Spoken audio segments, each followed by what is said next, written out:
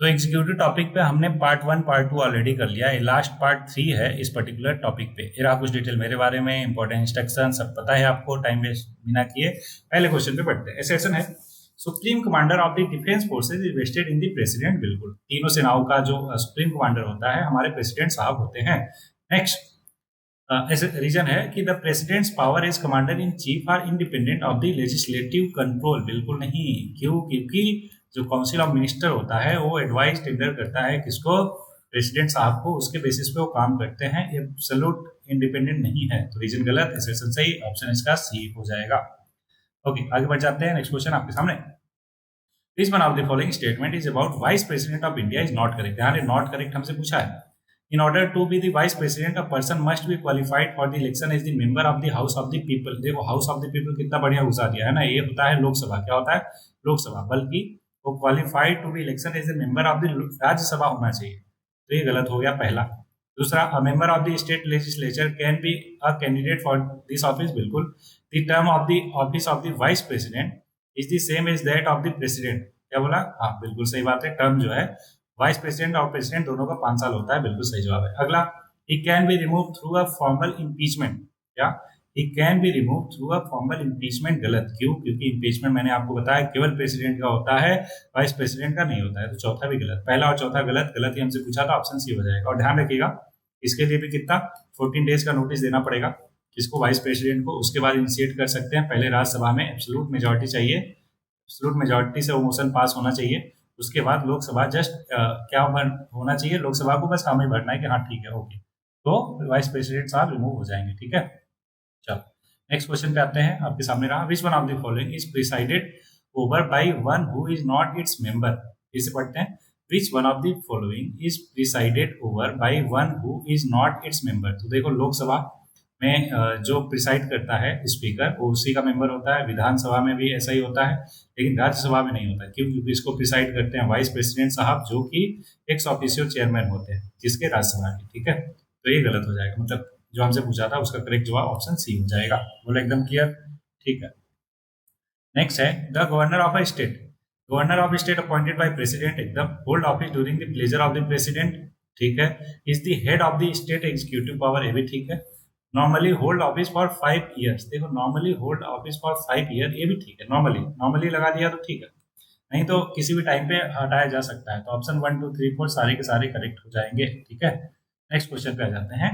Which one of the following statements about the governor of an Indian state is not true. क्या बोला? फिर से पढ़ते हैं, which one of the following statement about the governor of an Indian state is not true.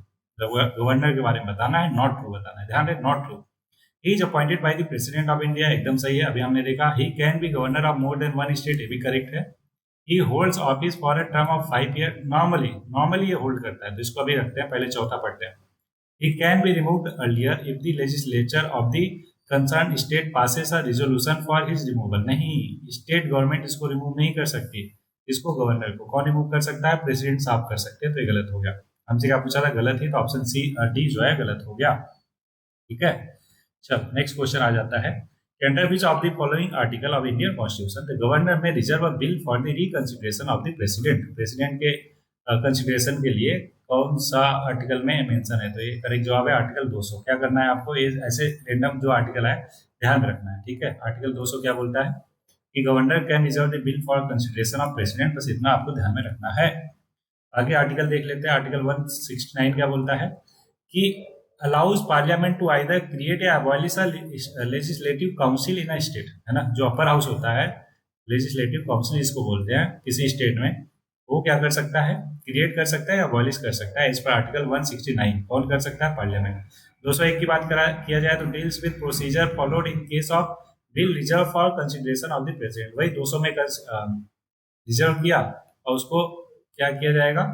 Procedure कौन सा follow करेंगे president साहब, वो 201 में मेंशन है regarding bills reserve for consideration. 202 की बात किया जाए तो constitution of India statement of the estimated receipt and expenditure of the state for each financial year has to be laid before the state legislature refer to as, उसको क्या बोलेंगे? Annual financial statement. जैसे हमारे parliament में रखा जाता है वैसे स्टेट लेजिस्लेचर में भी ये रखा जाएगा एज पर आर्टिकल 2 और 2। नेक्स्ट है कि who among the following chief justice of India also acted as the president of India. तो उनका नाम है जस्टिस हिदायतुल्लाह जी। ये पहले क्या थे, चीफ जस्टिस ऑफ इंडिया थे, जो बाद में प्रेसिडेंट बन गए। ठीक है, ऐसा क्यों हुआ देखो, 1979 मई 1969 में क्या हुआ कि जब president doctor Zakir Hussain died, then vice president VV Giri was acting as the president, but he resigned from his post of vice president to contest the presidential election. उस टाइम पे जो चीफ जस्टिस ऑफ इंडिया थे M Hidayatullah Khan, वो work as the officiating president. ध्यान रहेगा। चलो next question आपके सामने। The original plan in the draft constitution for having elected governors was dropped. कि इलेक्टेड गवर्नर हो, इस प्लान को ड्रॉप कर दिया था ड्राफ्ट कॉन्स्टिट्यूशन में, क्यों?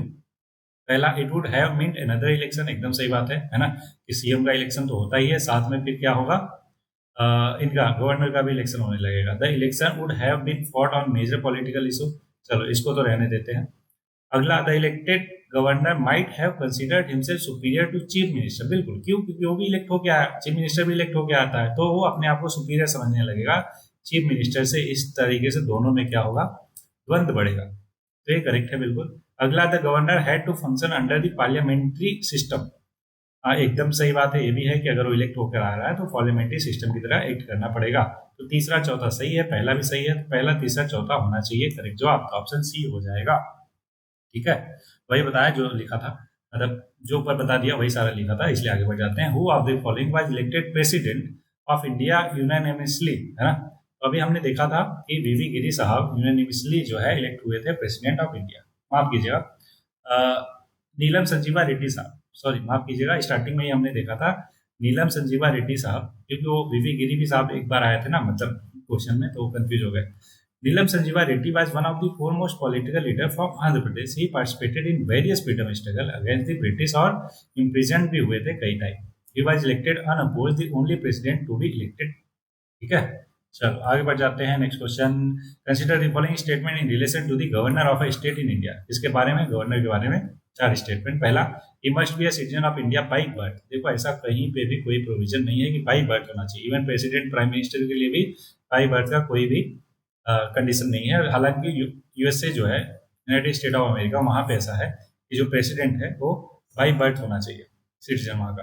पहला गलत हो जाएगा, पहला गलत, दो ऑप्शन चले गए। दूसरा, he must be eligible to be a member of the Lok Sabha. या लोकसभा का मेंबर बनने के लिए एलिजिबल होना चाहिए, ऐसा भी कोई कंडीशन नहीं है।